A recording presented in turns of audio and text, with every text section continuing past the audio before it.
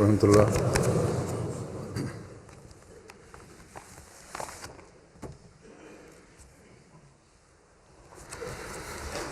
अशहदु अन ला इलाहा इल्लल्लाह वहदहु ला शरीका लहु वअशहदु अन्ना मुहम्मदन अब्दुहु व रसूलुहु। अम्मा बादु फ़अऊज़ु बिल्लाहि मिनश शैतानिर रजीम। बिस्मिल्लाहिर रहमानिर रहीम। अल्हम्दुलिल्लाहि रब्बिल आलमीन अर्रहमानिर रहीम मालिकि यौमिद्दीन। इय्याका नअबुदु व इय्याका नस्तईन। इहदिनस सिरातल मुस्तक़ीम सिरातल लज़ीना अनअमता अलैहिम गैरिल मग़्दूबि अलैहिम वलद्दाल्लीन।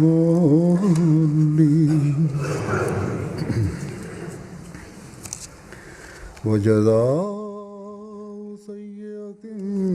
सय्यअतिन मिस्लुहा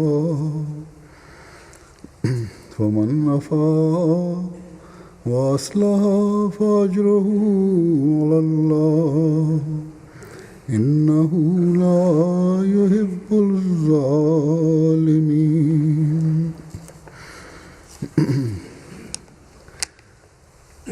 और बदी का बदला बस जो कोई माफ़ करे बशर्ते वो इस्लाह करने वाला हो तो उसका अजर अल्लाह पर है। यकीनन वो ज़ालिमों को पसंद नहीं करता।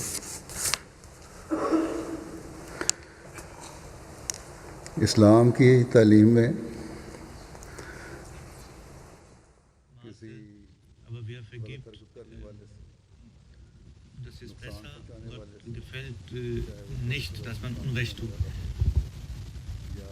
In der Lehre des Islam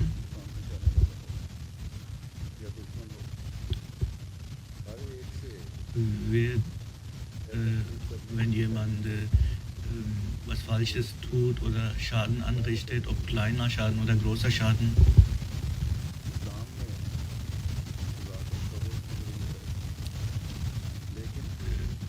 gelehrt, dass man ihn so behandelt, der zur Besserung führen soll, das zur Besserung führen soll. Im Islam gibt es Strafe, aber es gibt auch eine Lehre der Vergebung im Islam oder Verzeihung oder Nachsicht.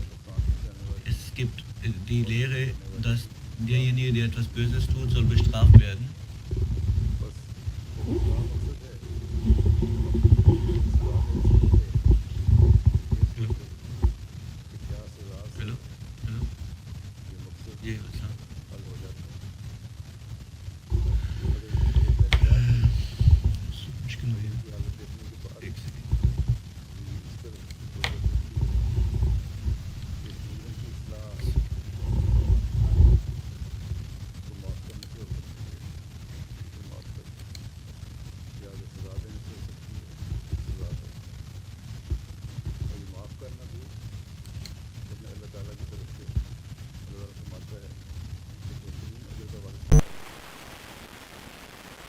आप इसे वहाँ से नहीं तेज कर सकते?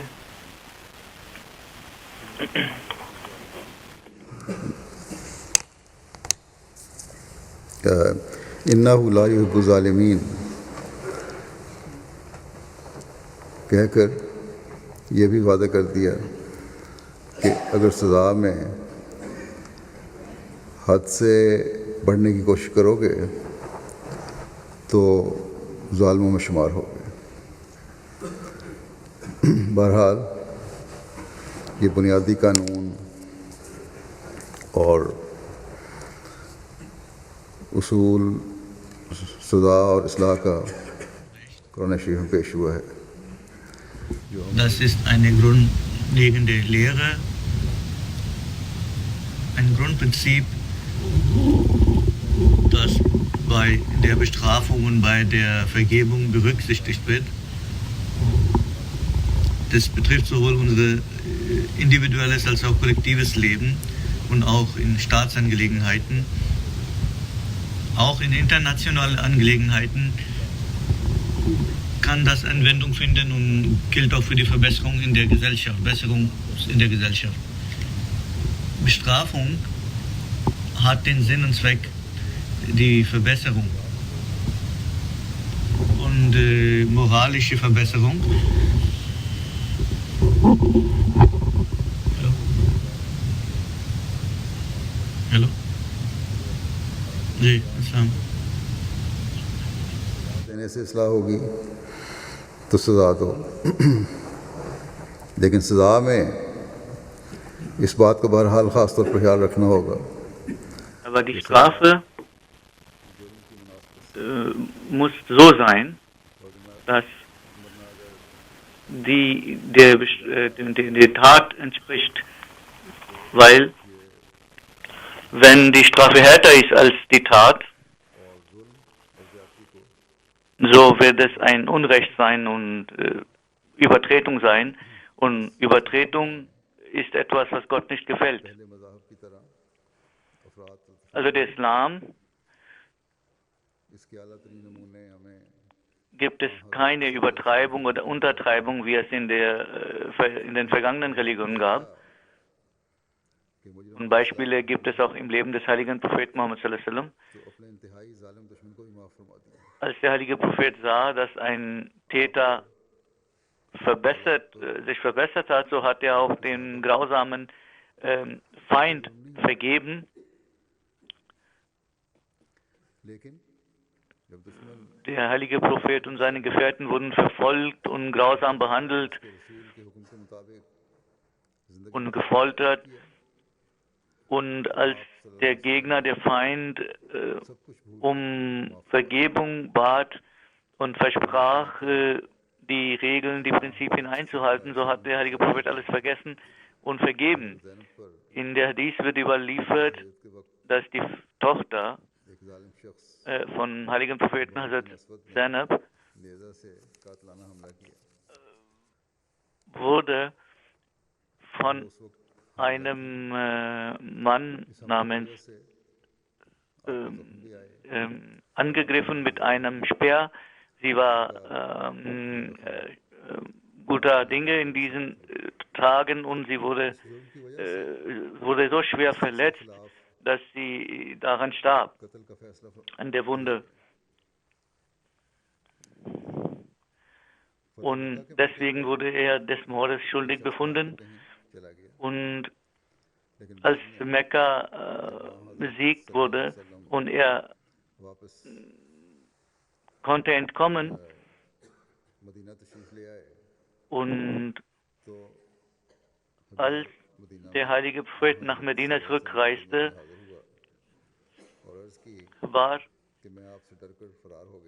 kam zum heiligen Propheten nach Medina. Er sagte, vor Furcht, vor Angst bin ich geflüchtet, weil ich habe die Befürchtung, dass sie mich bestrafen. Und ich bin jetzt zu ihnen gekommen, als ich gehört habe, wie sie ihre Gegner behandeln.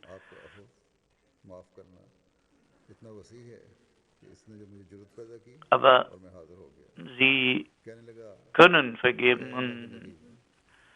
und deswegen bin ich auch gekommen. Er sagte, o Prophet Gottes, wir waren versunken in Unwissenheit und Schirk. Gott hat unsere Gemeinschaft geleitet durch sie und ich bekenne mich zu meinen Fehlern und zu meinen Übertretungen, अपनी Sahib die aufgrund meiner Unwissenheit geschahen. माफ फरमा दिया। Der heilige Prophet sallallahu alaihi wasallam जा है hat diesen Mörder seiner Tochter vergeben. कबूल करने की तौफीक दी।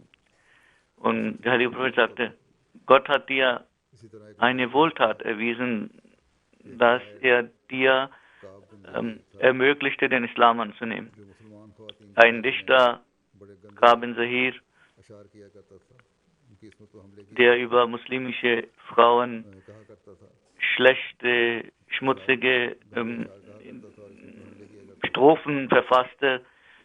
इसकी भी सजा का हुक्म जारी हो चुका था। und sie angriff. जब मक्का फतह हुआ, Auch er sollte bestraft werden. उसे लिखा Als Mekka besiegt wurde, sein Bruder कि तुम schrieb, सल्लल्लाहु अलैहि वसल्लम से Mekka ist schon besiegt und es ist besser, dass du den heiligen Propheten um Vergebung bittest. Also er kam nach Medina और फजर की नमाज und blieb bei einem Bekannten, और फिर अपना तारुफ कराए बगैर कहा hat bei dem heiligen Propheten gebetet काब बिन Zaheer und sagte, O Prophet Gottes, और माफ़ी चाहता है, Ka'b bin Zahir अगर इजाज़त हो hat bereut und ist hier gekommen und bittet um Vergebung. Wenn Sie erlauben, उसकी शक्ल से वाक़ so soll er hierher gebracht werden. उसे जानते नहीं थे। Der heilige Prophet kannte ihn nicht, wusste nicht, wie er aussah. बाकी साहबा ने भी नहीं पहचाना हो, लेकिन बहरहाल वहाँ किसी ने पहचाना नहीं उसे। Oder es kann sein, dass er sein Gesicht verdeckte. तो उसने कहा कि मैं ही Der heilige Prophet sagte, ja, er soll kommen. एक अंसारी उठे, Er sagte, उसे कत्ल करने लगे, ich bin Ka'b bin Zahir. क्योंकि उसके जुर्मों Ein Ansari stand auf und war dabei, ihn zu töten.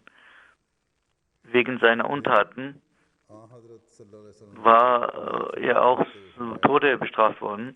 का भी इसे छोड़ दो, क्योंकि ये Der heilige Prophet माफ़ी का खास काम zeigte फिर उसने एक कसीदा भी हाँ हज़रत सल्लल्लाहु अलैहि वसल्लम की खिदमत में Barmherzigkeit und हाँ हज़रत सल्लल्लाहु अलैहि वसल्लम ने vergab ihm, weil er bereut hatte. Und er hat auch eine Qasida, ein Lobgedicht für den heiligen Propheten vorgetragen. बस ये Und जिसकी सजा der heilige Prophet gab ihm ein Tuch von ihm als Geschenk. बख्शवा कर गया, बल्कि लेकर भी लौटा। Ihm wurde nicht nur vergeben, और से बहुत सारे वाक़े sondern er bekam auch ein Geschenk vom heiligen Propheten Muhammad sallallahu alaihi wasallam. मिलते हैं। Und es gibt solche Begebenheiten aus dem Leben des heiligen Propheten Muhammad sallallahu alaihi wasallam, जब आपने इस्लाह के बाद अपने ज़ाती दुश्मनों को भी माफ़ फरमाया, als अपने करीबी er रिश्तेदारों को दुश्मन seine Feinde और seinen Feinden vergab, weil sie sich verbessert hatten, लेकिन जहाँ इस्लाह के लिए सज़ा की ज़रूरत und auch den Feinden des Islam vergab. है, सज़ा भी दी आपने। Andererseits aber, तो असल मकसद wo es notwendig war zu strafen, hat er auch gestraft. Und der Sinn und Zweck ist aber, eine Verbesserung herbeizuführen. तुमने इस्लाह करनी है, ना कि इंतकाम लेना। हज़रत मसीह Das ist der Zweck der Bestrafung und es geht nicht um Vergeltung. में आए थे, Der feiste Messias al-Islam इस आयत की hat अपनी कुतुब और इरशादात में diesen Vers der Surah al-Shura आपकी तकरीबन 13 कुतुब में an vielen Stellen erläutert. नजर आते हैं, या शायद इससे भी ज़्यादा हों। और इन In 13 Büchern oder mehr wird dieser Vers kommentiert. इसी तरह An vielen, कई जगह इसका जिक्र an über 20 Stellen hat der feiste Messias darüber gesprochen oder geschrieben इस्लामी उसूल की फिलासफी में und erwähnt. आपने सजा और माफ़ी का फ़लसफ़ा In der Philosophie der Lehren des Islam आया hat कि der Messias den Sinn und Zweck der Bestrafung mit diesen Worten erläutert. लेकिन जो शख्स गुनाह बख्श दे Wenn jemandem Schaden bestraft werden soll, dann entsprechend dem, was er getan hat. यानी ऐन Wer aber vergibt, um Verbesserung herbeizuführen, ना गैर महल पर तो इसका वो बदला पाएगा। es sollte angemessen sein und an seinem richtigen Platz. अल्लाह ताला यहाँ अजर पाएगा। Also derjenige, der इस vergibt, आयत से जाहिर है कि wird Lohn empfangen von Allah. Khan खा In diesem Vers ist klar, हर जगह शर का मुकाबला dass es nicht die Lehre des Korans ist, बाज़ जगह शर का मुकाबला करना पड़ता है। dass man niemals dem Bösen begegnet की जाए oder bekämpft, das Böse bekämpft. Manchmal muss man das Böse bekämpfen und die बख्शने का है या सजा। Bösen bestrafen. बस मुजरम के हक में Geht aber darum, ob es angemessen ist zu bestrafen oder zu vergeben. फिल वाक़या बेहतर हो, वही सूरत इख्तियार की। Was für die Gemeinschaft und für die Allgemeinheit besser ist, das sollte getan werden. गुनाह बख्शने से तौबा करता है और Manchmal, मुजरम गुनाह बख्शने से और भी दिलेर हो जाता है। wenn jemandem फरमाता है vergeben wird, dann bereut er sich सिर्फ गुनाह बख्शने oder bereut er seine Sünden oder Fehler. Aber wenn ein anderer, wenn ihm vergeben wird, dann पर गौर करो, wird er noch mutiger तुम्हारे मद्देनजर हो। फरमाया बल्कि गौर से देख लिया करो, in seinen bösen Taten. बात में है Und auf dieses Gebot sollte man achten, यह सजा देने में was führt zum Guten, ob Vergebung oder Bestrafung. वही करो। Was फरमाया कि der Gelegenheit entspricht und angemessen ist, das sollte getan werden. जाहिर है कि जैसे बाज लोग कीना कशी पर Es ist klar, हरीस होते हैं, यहाँ तक कि दादों पर दादों के कीनों को याद रखते हैं, ऐसे wenn man die Menschen beobachtet, और दरगुजर की आदत dass es Menschen gibt, die sehr nachtragend sind und jahrelang und so ihre Bestrafung oder Bereitschaft zur Bestrafung übertreiben. और दरगुजर उनसे सादर होते हैं जो सरासर Und नियत और गैरत और इफ़्फ़त के बरखिलाफ es gibt Leute, बल्कि नेक चलनी पर दाग die vergeben in solchen Angelegenheiten, die überhaupt nicht angemessen sind und die manchmal auch vergeben, wenn es die Schamlosigkeit enthält und alle Menschen sich wundern. जो बेमहल सादर Deswegen hatte Islam geboten, dass bei der बुनियादी बात Bestrafung und Vergebung की सजाओं के फलसफे die Angemessenheit beachtet werden muss. और इस्लाह किस तरह हो सकती है। बाज Man muss also danach suchen नेकी बन जाता है, und herausfinden, was इसे इस्लाह Gutes herbeiführt, was zum Guten führt. माफ करना बुराई बन जाता है। ये गलती करने वाला अपनी गलतियों पर Manchmal kann das Vergeben zu einer schlechteren oder zur Verschlechterung führen. Derjenige, der etwas Böses tut, der wird dann mutiger dabei und tut das noch mehr oder सजा के noch verstärkt. उसे बुराइयों से रोकने की कोशिश की जाती है ताकि वो अपनी आइंदा जिंदगी को Die Bestrafung sollte einen davon abhalten, Böses zu tun. हज़रत सल्लल्लाहु अलैहि वसल्लम ने जिन्हें माफ़ फरमाया दो Der heilige Prophet Muhammad sallallahu alaihi wasallam उनमें hat gesagt, बड़ी तब्दीली पैदा हुई ich habe 2 Beispiele gegeben von seiner Vergebung. उसमें जो थे गलत काम Durch diese Vergebung hat eine Verbesserung ergeben. करने वाले बन गए और इस्लाम Es gab Leute, also die was Schlechtes taten, Böses taten, aber sie wurden zu guten Menschen und zu Menschen, die dem Islam dienten. मजहब है उस ज़माने में Also अपने अहकामात der Islam ist eine solche Religion, मुजरम के हक में जो बेहतर है वो करो। इंसानी हकूक़ die zeigt, dass ihre Gebote sinnvoll sind und beweist, dass die Gebote sinnvoll sind. Und in jeder Zeit. कसूर हो, इंसानी हमदर्दी के नाम पर Heutzutage ist es so, wenn jemand eine große Untat begangen hat oder Grausamkeit begangen hat, im Namen der Menschlichkeit wird ihm vergeben. Es gibt Verbrecher, Peshawar कातिल हैं die haben überhaupt kein Gefühl dafür, dass sie was Falsches tun. कि उन्हें अपने Mörder oder Berufsmörder. कोई अहमियत नजर नहीं आती। ऐसे लोगों की सजा Menschen, die kein anderes Leben außer dem ihren achten. के वरसा खुद माफ कर दें, Sie sollten लेकिन मगरबी दुनिया में zu Tode bestraft werden, es sei denn, die Erben ihm vergeben. ये सजा नहीं की जाती। मुल्कों ने अपने कवानीन में Aber im Namen der Menschenrechte werden die Leute nicht bestraft. Die ऐसे लोगों Gesetze sind verändert worden und diese Strafe ist abgeschafft worden.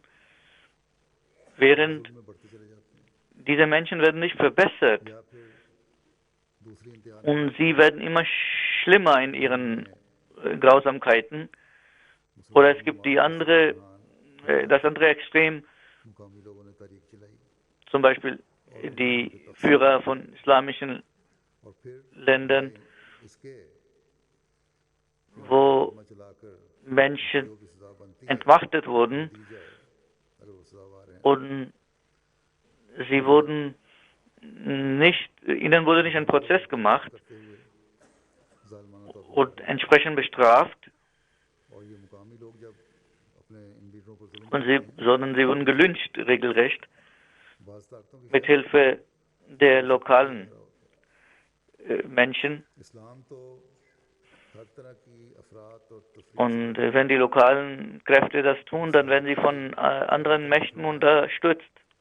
तो फिर इसमें हर अमीर गरीब Für die Strafe और फरमाया उतनी सजा hat जितना उसने किया die Strafe hat Gott vorgeschrieben और कुछ रसूल लोगों को वायद बनाओ सजा की und dabei sollte man beachten, dass man so bestraft, wie jemand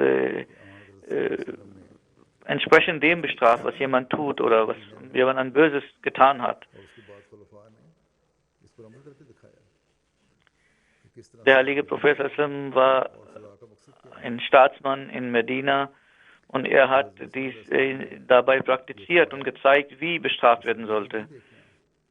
Der feiste Messias al-Islam hat gesagt, बाज दफा es sollte nicht darauf geschaut ये werden, देखना होता है was für den betreffenden Täter gut ist, sondern आम मुआशरे aber क्या बेहतर है man muss auch darauf schauen, छोटी चीज को was für die Allgemeinheit gut ist. कुर्बान करना या मुआशरे के वसी तर मफाद को सामने रखना ये जरूरी हो Das जाता है बाज दफा kleine Interesse sollte für größeren Interessen geopfert werden. फैसले के वक्त ये देखना भी जरूरी है कि मुआशरे पर Deswegen मजमूई तौर पर क्या असर पड़ रहा है bei der Entscheidung für माफ करना eine Strafe sollte man auch schauen, welchen Einfluss das für die Gesellschaft hat. इतना बड़ा मुजरम Manchmal können bestimmte Entscheidungen falsche Eindrücke hinterlassen in der Gesellschaft. तो शरारती तबा लोग ख्याल करते हैं Also zum Beispiel, wenn jemand dem vergeben wird, dann sagen die Menschen, er hat was Gutes gemacht, aber er hat was Schlechtes gemacht, aber wurde trotzdem nicht bestraft. मुजरमों को Manche denken, sie würden etwas tun und wenn sie erfasst werden, dass sie sich dann um Vergebung bitten इसी तरह शुरफा und solche Dinge, solche Praktiken ermutigen zu Straftaten पर लोग बेचैनी महसूस करते हैं und sie werden mutiger, को दूर करने furchtloser bei ihren Straftaten. अक्सरियत बेशक खुद हिफाजती का इंतजाम करती है अगर ऐसी लाकानूनियत का दौर हो लेकिन Viele Menschen werden तहफ़्फ़ुज़ की वजह से unsicher, wenn also Gesetzlosigkeit herrscht oder sich ausbreitet, dann manche wollen auf ihre eigene Sicherheit selber sorgen. कानून भी अपने हाथ में लेने की कोशिश करते हैं बदकिस्मती से Dann versuchen sie auch, Gesetze in ihre eigene Hand zu nehmen, बावजूद Selbstjustiz zu üben. इस्लामी तालीम के मुसलमान ममालिक में अक्सर नजर आती है Trotz dieser schönen Lehre सजा और माफ़ी gibt es in der islamischen Welt solche Beispiele, को पैदा करने में एक किरदार अदा किया durch और जिसकी ungerechte Bestrafungen, Vergebung, वही हरकतें करनी शुरू कर देते ist das हैं। dazu gekommen आपने फरमाया कि सजा देने और माफ करने में und sie tun solche Dinge. Der verheißene Messias sagt, कि सजा या माफी से मुआशरा क्या असर bei der Bestrafung und Vergebung sollte dieser große कर रही हैं, Grundsatz beachtet werden.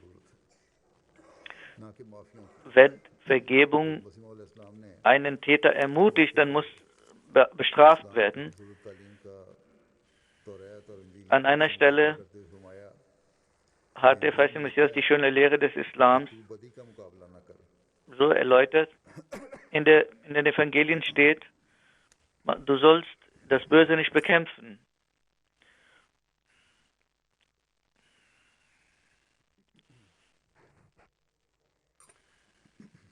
फरमाया कि इंजील में लिखा है कि तू बदी का मुकाबला ना कर, गरज इंजील की तालीम In den Evangelien steht, du sollst das Böse nicht bekämpfen. खास हालात के मातहत Diese Lehre इंसान des Evangeliums führt, दूसरी तरफ schlägt in ein bestimmtes Extrem. भी सिर्फ Wenn man auf die Tora schaut, die führt zu einem anderen Extrem. और कान Und dort wird die Bestrafung betont, Leben um Leben und Auge um Auge und Zahn um Zahn असल und बात so weiter. कि ये किताबें मुख्तसर ज़मान Hier wird von der Vergebung überhaupt nicht gesprochen. के लिए और एक खास कौम के लिए Diese Bücher waren für bestimmte Zeit bestimmt, पाक राह बताई है जो für ein bestimmtes Volk, für eine bestimmte Gemeinschaft. ऐन फितरत इंसानी के मुताबिक है। Die Lehre des Islams ist ohne jedes Extrem, ohne Übertreibung. Quran में फरमाया है जज़ाओ सय्यह Zum Beispiel सय्यतुम मिसलुहा im Koran heißt es, व अस्लहा फअजरुहु व Jazao Sayyiatin Sayyiatum Misliha.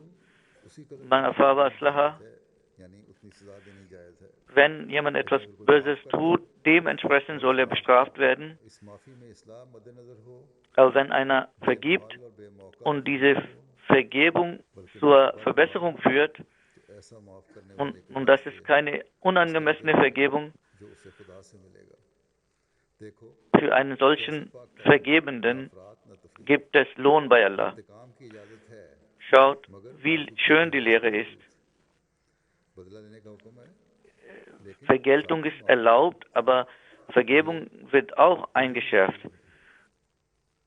बशर्ते बल्कि हिर्स Und es wird auf die Notwendigkeit von Vergebung hingewiesen. इस्लाह फरमाया कि बशर्ते इस्लाह ये Und man wird dazu angeregt zu vergeben, weil dies zur Belohnung Gottes führt. इंसान का फर्ज है कि इनमें खुद मुआवजा और मुकाबला करके देख ले कि कौन सी तालीम Und jeder Vernünftige sollte die Lehren selbst vergleichen. से सही और कौन Welche Lehre entspricht der Natur des Menschen? और इस्लाम की तालीम है जो Und die Natur und das Gewissen चाहे वो के लिए हो या दूसरे मसाइल हो, drängt den Menschen dazu, einzugestehen, dass der Islam die Lösung für die Probleme bereithält. आपने फरमाया बाज़ लोगों के दिलों Und dann lehrt der Islam, wenn man vergibt, dann sollte man auch मानने की बातें भी den inneren Groll beseitigen. और माफ नहीं करते। Es gibt Leute, die selbst Fehler von Feinden seit Generationen, die vor Generationen begangen worden sind, in Erinnerung behalten und dafür rächen wollen. जंग उहद में अबू सुफियान की बीवी हिंद ने Wir haben das Beispiel des heiligen Propheten. हज़रत Hamza Die Frau von Abu Sufyan hatte Hazrat Hamza, der ein Onkel des heiligen Propheten war. उनका कलेजा निकाल कर चबा लिया। Sie hat seine Leiche entstellt, verstümmelt und großes Unrecht hat sie getan und Grausamkeit ausgeübt. Und wie ist das Beispiel des heiligen Propheten zu dieser Frau? खुले तौर पर आ नहीं सकती थी, Die Frau kam zum heiligen Propheten, seine Sitzung, इस्लाम पर हुई थी। und sie war auch wegen dieser Untat zu Tode bestraft worden. Sie sagte, sie nahm den Islam an und stellte einige Fragen. Der heilige Prophet erkannte ihre Stimme und fragte, bist du die Frau von Abu Sufyan? Sie sagte, ja, das bin ich. Aber sie sagte, jetzt bin ich Muslim geworden in meinem Herzen.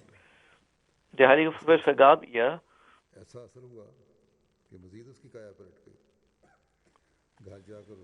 Das hat sehr schönen Einfluss auf sie gehabt.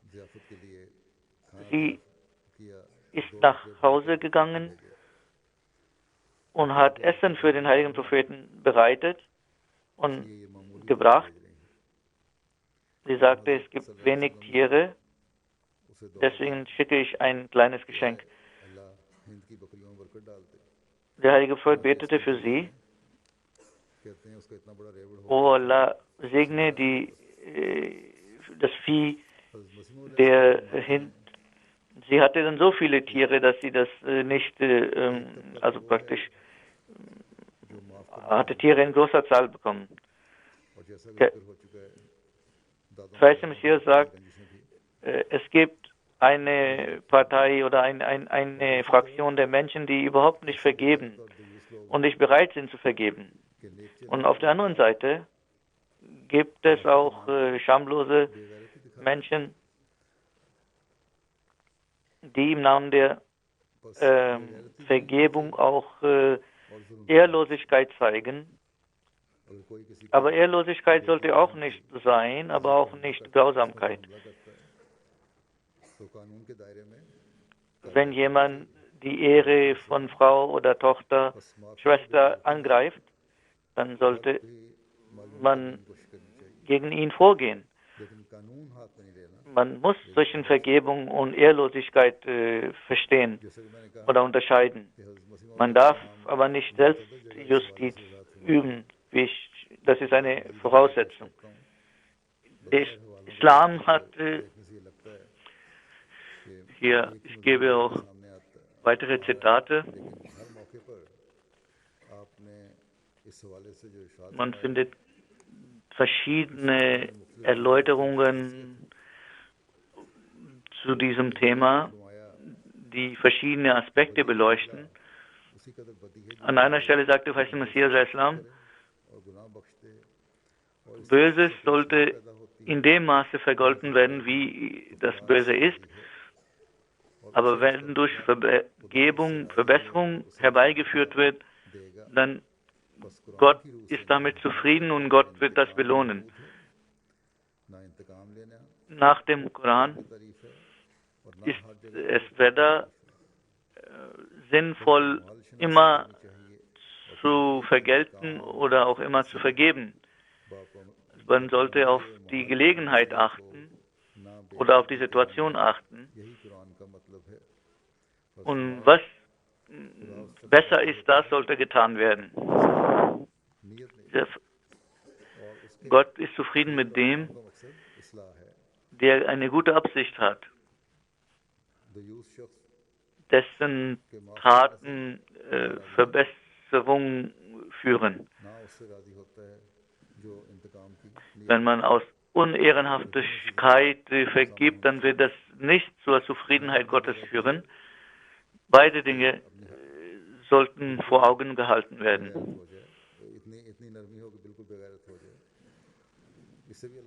Man sollte also nicht ehelos werden. Das ist nicht anerkannt von Gott, aber man sollte auch nicht rachsüchtig werden. Beide Grenzen sollten beachtet werden bei der Bestrafung und Vergebung. Die Amtsinhaber der Gemeinde sollten auch dies beachten. Sie achten darauf, aber es gibt Entscheidungen,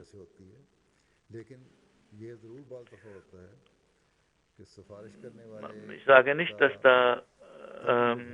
dass man da Rache übt. Aber es gibt Leute, die von ihrer Natur aus, zur Strenge neigen. Und diese Strenge kann auch zu schlechten Auswirkungen führen.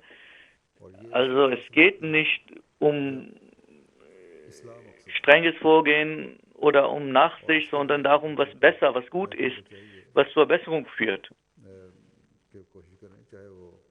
Die Abteilungen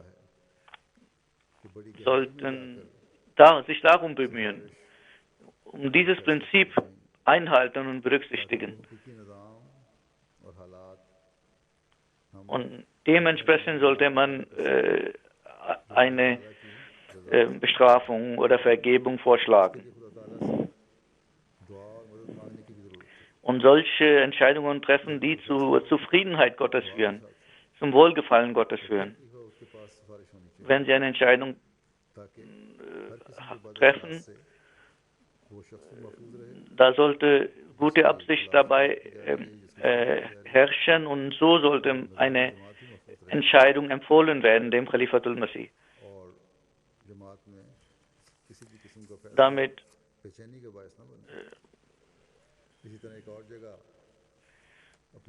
keine Entscheidung zur Unruhe führt. Nasim Dawat schreibt der Messias über dieses Thema.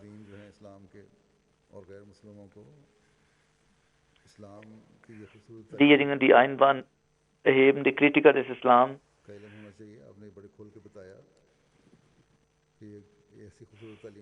sie sollten diese Lehre kennen. Es gibt eine schöne Lehre im Islam, die in keiner anderen Religion existiert. Wenn jemand euch Leid zufügt, Auge verletzt und so weiter, dementsprechend sollte er auch bestraft werden.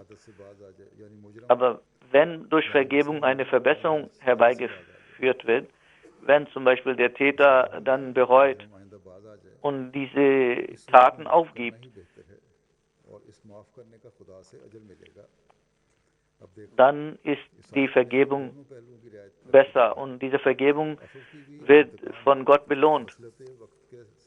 Also beide Aspekte werden beachtet, sowohl Vergebung als auch Vergeltung.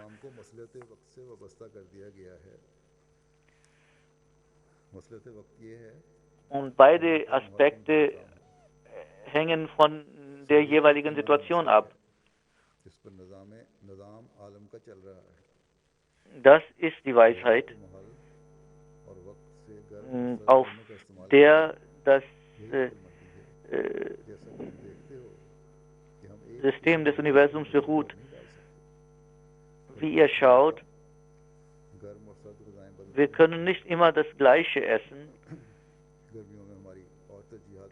Manchmal kalte Speisen und manchmal warme Speisen oder im Winter hat man andere Speisen als im Sommer.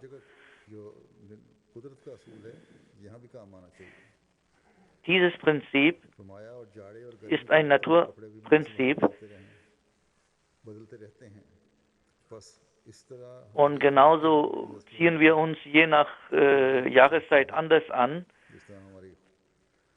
Genauso ist es erforderlich, dass unser moralischer Zustand sich wandelt je nach Situation oder sich anpasst je nach Situation.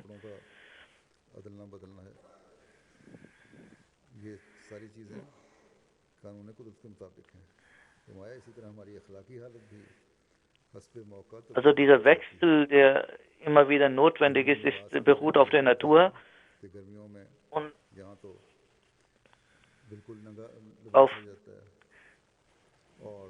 was die Bekleidung betrifft, hier im Sommer manchmal tragen die Menschen solche Bekleidung, die viel entblößen. Und im Winter ist man gut eingehüllt, die muslimischen Frauen नहीं, लेकिन sir oder diejenigen, die Hijab tragen, गर्मियों में सर ढांक लें तो उनके खिलाफ ये हद लग जाती है कि ये औरतों wenn को sie ख़त्म किए जा रहे हैं, बल्कि अब im Sommer इसमें die muslimischen Frauen ihr Kopf bedecken, dann wird gesagt, और ये भी den Frauen werden ihre Rechte geraubt दखलंदाजी है जिसका मकसद und es werden auch Gesetze बल्कि नाइंसाफ़ी है। gemacht. Und das ist auch eine Einmischung, बयान था वज़ीर आज़म साहब का, sondern Ungerechtigkeit. Nicht nur Einmischung, sondern auch Ungerechtigkeit. Public जगहों पर या काम करने वाली औरतें किसी भी पेशा की हैं हिजाब लेकर आएंगी तो उनको काम से निकाल दिया जाएगा। तो ये Also Frauen, die दुनियावी कानून berufstätig sind, ये wenn sie एक दूसरी mit Niqab zur Arbeit kommen, sie sollen entlassen werden. साथ पैदा होता है, बेचैनियां पैदा होती Sie gehen zu einem anderen Extrem है कि ऐसे und das führt dann auch zu Unfrieden. फैसले ना करो Der Islam sagt, पैदा हों, बल्कि वो man sollte nicht Gesetze erlassen oder Entscheidungen machen, बेहतर हों die zur Unruhe führen, sondern solche Entscheidungen treffen, और ऐसे फैसले जो होंगे फिर die gut sind für die Gesellschaft, बहरहाल हज़रत मसीह अलैहि सलाम फरमाते und solche Entscheidungen हैं कि werden auch Gottes Zufriedenheit bringen. Delhi को चाहती है, Der Verse Messias Islam sagt, रोब दिखलाने का मुकाम होता है, die Moralzustände möchten auch einen Wandel. नहीं और तवाज़ो का मुकाम होता है, वहाँ Manchmal ist Vergebung schlecht und manchmal गरज हर ist Bestrafung und Vergeltung schlecht. काम एक बात को चाहता है, Kurzum, je nach Situation साले औकात नहीं करता, erfordert eine bestimmte Reaktion. वैसी है ना मुहज़्ज़ब। Wer auf die Situation nicht achtet, er ist wie ein Tier. आपने कानूनी कुदरत के मुताबिक मिसाल दी है Das ist also eine menschliche Eigenschaft, sich der Situation anzupassen und entsprechend der Situation zu handeln. इंसान इस्तेमाल नहीं करता, Zum Beispiel, man muss ausgewogen sich ernähren und man konzentriert sich nicht auf eine Art der Ernährung. बड़े बड़े अपने मरीजों को Es gibt Nahrungswissenschaftler, Ernährungswissenschaftler, और इससे वजह से इलाज होता die schreiben eine Diät für ihre Patienten है। इसी तरह und so werden die Menschen behandelt. हालात के मुताबिक हमारे कपड़े हैं, Genauso तो बहरहाल आपने फरमाया कि ये je nach Wetter und Jahreszeit प्रतिहारी है। फरमाया कि कहीं तो kleiden wir uns काम बिगड़ता है, ein. रोब दिखाने से सख्ती करने से काम बिगड़ता है। बस Der Feist Messias sagt, manchmal ist es schlecht zu vergeben und manchmal ist es schlecht zu vergelten und zu bestrafen. उसके Und deswegen sollte die Natur des Menschen beachtet werden bei jeder Entscheidung. के लिए जो तजवीज़ किया गया है वो किसी भी इंसान की Die तबीयत के मुताबिक Veränderungen sollten ही इंसान। der Natur entsprechen. फिर एक जगह आपने फरमाया Und das ist der Unterschied zwischen Mensch und Tier. बेफायदा अफव और An einer Stelle sagt der Feist Messias क्योंकि इससे इंसान im Koran, करते हैं और शिराजा निज़ाम hat तरहम nicht हो जाता है, ohne बल्कि grenzenlose Vergebung eingeschärft. कोई इस्लाह हो सके ऐसी बहुत Man अहम बात है। hat nur die Vergebung geboten, die zur Besserung führt. तो निज़ाम दरम बरम हो जाता है और इंसान के अंदर Wenn Vergebung sinnlos पैदा हो जाती है, ist, dann निकलना शुरू हो जाता है। zerstört es die Ordnung इस्लाह के लिए सजा मिलती है, und der Mensch wird ungehemmt. इस बात की तरफ ज़्यादा तवज्जो दें Diejenigen, die bestraft werden, अपनी इस्लाह किस तरह करनी है, उसके लिए इस्तिग़फ़ार करेंगे और अपनी इस्लाह करें। जमात sie sollten versuchen, sich zu verbessern und Gott um Vergebung zu bitten. इस्लाह के लिए दी जाती है और यही कोशिश होनी चाहिए। Und keine Bestrafung wird auferlegt aus Rache, sondern der Sinn und Zweck der Bestrafung ist eine Verbesserung. Und für die Amtsträger बल्कि gilt das nicht nur, अफराद के भी कसूर होते हैं। अगर हर शख्स अपने रोज़मर्रा के für मामलात Individuen gilt das auch. और आपस के ताल्लुकात में Wenn jeder अपना जायजा ले in seinen täglichen Angelegenheiten, in seinen persönlichen Beziehungen sich überprüft, और अपने अंदर क्या सोचता है sein इससे Handeln überprüft und wie er über andere nachdenkt, ये खूबसूरती पैदा was er über sich denkt, बस was er für sich wünscht, कि हर वक्त ये ख्याल dann wird eine Schönheit entstehen in der Gesellschaft. रज़ा के हसूल के लिए हो Deswegen sollte man darauf achten, dass jede Handlung den Sinn und Zweck haben sollte, Gottes Zufriedenheit zu erlangen. कोई अफ करे वो अफ बेमौल ना हो Professor Messias sagt an einer Stelle, सूद हो तो इसका अजर अल्लाह ताला के das Böse sollte dementsprechend vergolten werden, wie die böse Tat ist, aber wer vergibt und Verbesserungen herbeiführt, उसको wenn zum Beispiel ein Dieb unbestraft bleibt, so wird er mutiger. कि जरा सी चश्मपोशी चश्म नुमाई Und wenn es zwei शर्मिंदा कर देती है Diener sind, गौर से देखा उसके गलत काम को wenn man der sowas tut und wenn man ihm nur eine Anspielung auf seine Tat macht und so, उसको सख्त सजा मुनासिब so kann ihn dazu führen, dass er bereut. से समझ जाते हैं Und in dieser Situation wäre eine harte Bestrafung nicht angemessen. हो जाती है मगर दूसरा अमदन शरारत करता है उसको Es gibt Leute, die einfach nur durch Blicke sich verbessern lassen. Es gibt Leute, तभी ठीक है die तो बताओ immer, हुक्म वो है wenn ihnen vergeben wird, dass sie dann noch mutiger werden in ihren schlechten Eigenschaften. वो रोयत महल चाहता है Die Lehre in den Evangelien der Vergebung जिसकी नज़ीर नहीं और इसी पर आखिर में तमद्दन इंसान को चलना पड़ता है dem gegenüber steht die islamische Lehre, die Vergebung nur erlaubt in einer Situation, wenn die Verbesserung herbeiführt. यूं कहा गया है कि हर तरह की शहादत से देखो और फरासत से गौर करो Es wird also पाबंदियां लगा देता है वो गौर करो gesagt, हमने फरमाया man muss mit कि ये चीज़ें जो हैं Scharfsinn jede Situation überprüfen.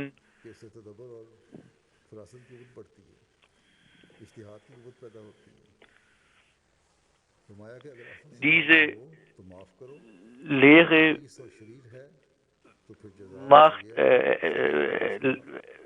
vergrößert den Scharfsinn, verstärkt den Scharfsinn und जो हर ज़माने macht weise. रोज़े रोशन की तरह ज़ाहिर है बस Es gibt auch andere schöne Lehren des Islam, रखना चाहिए die wie Licht इसलिए klar sind. रखना चाहिए Und diese zwei Dinge sollte man immer vor Augen behalten. रोकना है हमने Deswegen, दूसरे ने अमन और सलामती की weil खुदा पैदा कर es darum geht, eine बढ़कर ये allgemeine Verbesserung herbeizuführen. क्योंकि वो जालिमों को Und am weitesten geht es darum, Gottes Zufriedenheit und sein Wohlgefallen zu erlangen. Möge Allah Ta'ala uns in die Lage versetzen, die Gebote des Korans zu verstehen und sie auch zu leben. Mahmood साहब Ich werde ein Janaza leiten, das von Bilal garbi Mahmud Sahab बलाल aus Darul Yaman Sharki, Mumtaz सिद्दीकी साहब मरहूम Bilal Mahmud Sahab मोरखा 11 जनवरी 2016 की रात रबा में शहीद कर दिया wurde am 11. लहराजियों Januar in Rabwa अपने घर जा रहे ermordet. नामालूम मोटरसाइकिल सवारों ने फायरिंग करके कत्ल कर दिया Er war auf dem Weg nach Hause in der Nacht. के मुताबिक ये है कि Unbekannte Motorräderfahrer haben auf ihn geschossen. वाकया बलाल मार्केट नज़र फाटक से घर Nachts um 9 Uhr घरे करीब नामालूम मोटरसाइकिल सवारों war er von seinem Laden की और फरार हो गए nach Hause unterwegs und kamen zwei Motorradfahrer und haben auf ihn geschossen. उनको खतरे में अस्पताल पहुंचाया गया वहाँ से बताई थी कि Er wurde von 5 Kugeln getroffen, 2 trafen seinen Kopf. जहाँ पर डॉक्टर अभी तबीयत संभलने का इंतजार Er wurde ins Krankenhaus gebracht und dann nach Faisalabad ins Krankenhaus gebracht. 1989 Und er erlag seinen Verletzungen. नगर 1989 नजनौकोट जिला Mirpur In Mir-Bukhas wurde er geboren, war ein Mitglied von Waqf Nau, hat bis zur 10. Klasse die Schule besucht und dann verstarb sein Vater und kam nach Rabwa, die Familie, und 2008 hat er sein Waqf erneuert und hat in einer Abteilung der Gemeinde gearbeitet. Abends hatte er ein kleines Geschäft.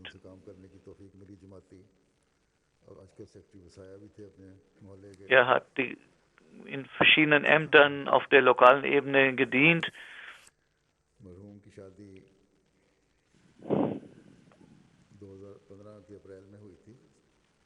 Er hat im April 2015 geheiratet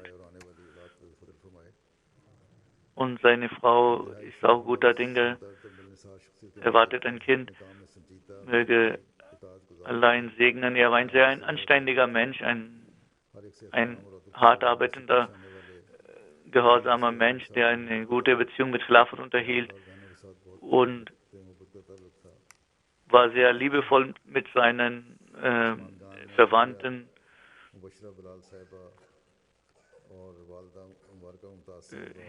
Zu den Hinterbliebenen gehören die Frau, Mutter, ein Bruder und 2 Schwestern.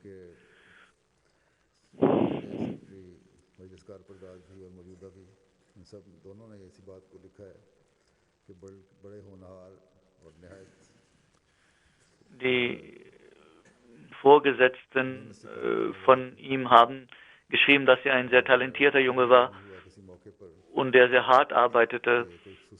Und niemals ist es vorgekommen, dass er irgendwie nachlässig gewesen wäre, und er hatte ein lächelndes Aussehen, Gesicht, kam pünktlich zum Büro und tat immer, was er angewiesen wurde,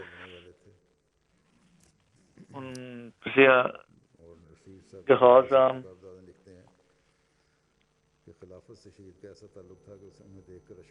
Basir Saab, der jetzige Sekretär, sein Vorgesetzter, er hat eine sehr liebevolle Beziehung zum Khilafat, und das machte neidisch, war also beneidenswerte Liebe zum Khilafat. Alhamdulillah, nahmaduhu wa nasta'inuhu wa nastaghfiruh wa nu'minu bihi wa natawakkalu alayhi wa na'udhu billahi min shururi anfusina wa min sayyiati a'malina.